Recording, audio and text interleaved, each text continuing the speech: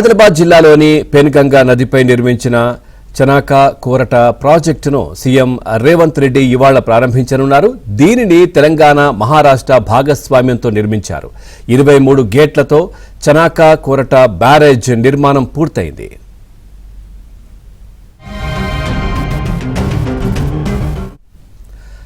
ప్రాజెక్టులో భాగంగా 35 మెగావాట్ల సామర్థ్యం కలిగిన 6 మోటార్ల ద్వారా 13,500 ఎకరాలకు సాగునీరు, గ్రావిటీ కెనాల్ ద్వారా 47,500 ఎకరాలకు నీరు అందించాలని నిర్ణయించారు. ఇక ఆదిలాబాద్ జిల్లాలోని పలు మండలాలకు సాగునీటిని అందించడమే లక్ష్యంగా ఈ ప్రాజెక్టు నిర్మాణం జరిగింది.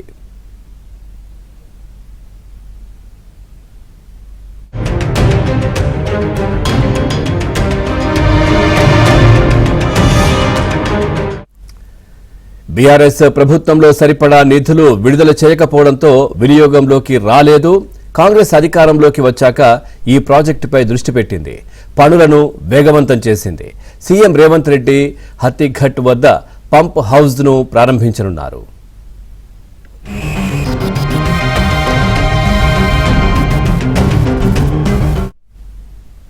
ఇక ఆదిలాబాద్ జిల్లాలో బీఆర్ఎస్ నేతలను పోలీసులు ముందస్తు అరెస్టులు చేస్తున్నారు. సీఎం రేవంత్ రెడ్డి పర్యటనను అడ్డుకుంటామన్న మాజీ మంత్రి జోగు రామన్నను హౌస్ అరెస్ట్ చేశారు. ఇక రాత్రి నుంచి ఆయన ఇంటి వద్ద పోలీసులు మోహరించారు. ఇక బయటకు రాకుండా బందోబస్తు నిర్వహిస్తున్నారు.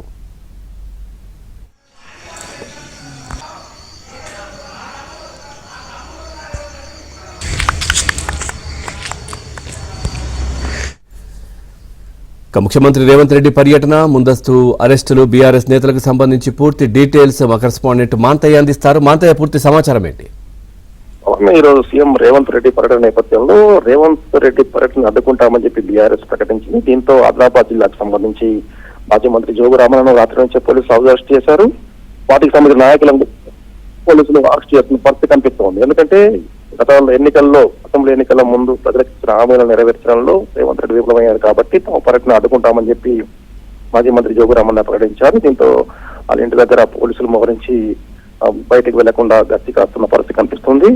అదే సమయంలో ఈ రోజు షెడ్యూల్ ప్రకారం ఉదయం 11 గంటలకు సీఎం రేవంత్ రెడ్డి హైదరాబాద్ నుంచి బయలుదేరతారు. 12 గంటలకు హత్తిఘాట్ చేరుకొని చనక్క కోరట బ్యారేజ్ సంబంధించిన పంప్ హౌస్ ద్వారా నీటిని విడుదల చేస్తారు. అక్కడి నుంచి నిర్మల్ జిల్లా చేరుకుంటారు. నిర్మల్ జిల్లాలోని పోన్కల్ వద్ద నిర్మించిన గోదావరిపై నదిపై నిర్మించిన సదర్మాట్ బ్యారేజ్ ప్రారంభిస్తారు. యాసంగి పంటలకు కాలువలకు నీటిని విడుదల చేస్తారు. మధ్యాహ్నం 2 గంటలకు నిర్మల్ జిల్లా కేంద్రంలో ఈ రోజు మున్సిపల్ ఎన్నికల శంఖారావాన్ని సీఎం రేవంత్ రెడ్డి పూరించబోతున్నారు. ఏదైతే మున్సిపల్ ఎన్నికలకు సంబంధించి ఈ రోజు సీఎం విధంగా ప్రచారానికి ప్రారంభించిన మనం చెప్పవచ్చు. దీనికోసం అధికార యంత్రాంగం భారీగా ఏర్పాటు చేసిన జిల్లా ఇన్ఛార్జ్ మంత్రి జూపల్లి కృష్ణారావు ఆధ్వర్యంలో భారీగా జన సమీకరణ చేస్తా ఉన్నారు. ముఖ్యంగా సెంటిమెంట్ ప్రకారం ఆదిలాబాద్ నుంచి మరోసారి మున్సిపల్ ఎన్నికల ప్రచారానికి కూడా సీఎం రేవంత్ రెడ్డి శ్రీకారం చుట్టబోతున్న నేపథ్యంలో కాంగ్రెస్ పార్టీ శ్రేణులు కూడా భారీగా జనాలను తరలించేందుకు ప్రయత్నాలు చేస్తున్నారు. మొత్తం మీద కూడా 2 కీలకమైన బ్యారేజీలు, దాదాపు 2-3 దశాబ్దాలుగా కూడా స్థానికులు ఎదురు చూస్తున్న బ్యారేజీలు ఈరోజు ప్రారంభోత్సవం చేసుకోబోతున్నాయి. ముఖ్యంగా చనక్క కోరట బ్యారేజ్ లోయర్ పెన్గంగపై నదిపై నిర్మించిన ఈ బ్యారేజ్ సంబంధించి దాదాపు ఆదిలాబాద్ జిల్లా వాసులు ఎన్నో ఏళ్లుగా ఎదురు చూస్తా ఉన్నారు. ఈ రోజు దాని సాగునీటి విడుదల చేసిన నేపథ్యంలో ఈ ప్రాంత రైతాంగంలో హర్షం వ్యక్తమవుతుంది. మరోవైపు సదర్మాట్ బ్యారేజీ గోదావరిపై కూడా నిర్మించారు. దీనికి సంబంధించి కూడా అటు జగిత్యాల జిల్లా, ఇటు నిర్మల్ జిల్లాకు సంబంధించి 18,000 ఎకరాలకు సాగునీరు అందబోతుంది. ఓవరాల్ గా చూస్తున్నది 2 బ్యారేజీలు పూర్తి స్థాయిలో వినియోగానికి వస్తే దాదాపు 80,000 ఎకరాల సాగునీరు అందుతుందని చెప్పి అధికార యంత్రాంగం చెబుతోంది. మొత్తానికి కూడా సీఎం రేవంత్ రెడ్డి పర్యటన నేపథ్యంలో ఎలాంటి అవాంఛనీయ సంఘాలు జరగకుండా, బీఆర్ఎస్ నేతలు అడ్డుకోకుండా పోలీసు యంత్రాంగం చర్యలు తీసుకుంటోంది. వారిగా బందోబస్తు ఏర్పాటు చేశారు. అటు బ్యారేజీల వద్ద కూడా అధికారులు, మంత్రులు తప్ప ఇతరులు ఎవరు కూడా అనుమతించడం లేదు.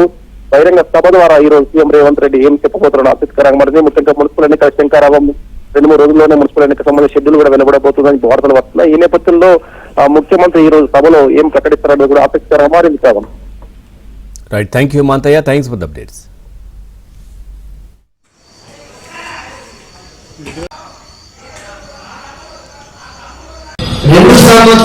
ఏం చేసినావని చెప్పి నువ్వు ఇలా చనాక కోట ప్రాజెక్టు సందర్శిస్తానికి వస్తున్నావు. ట్రయల్ రన్ పేరుతోటి ఏదో రిజర్వాయర్ నీళ్లు వదలుతుందని చెప్పి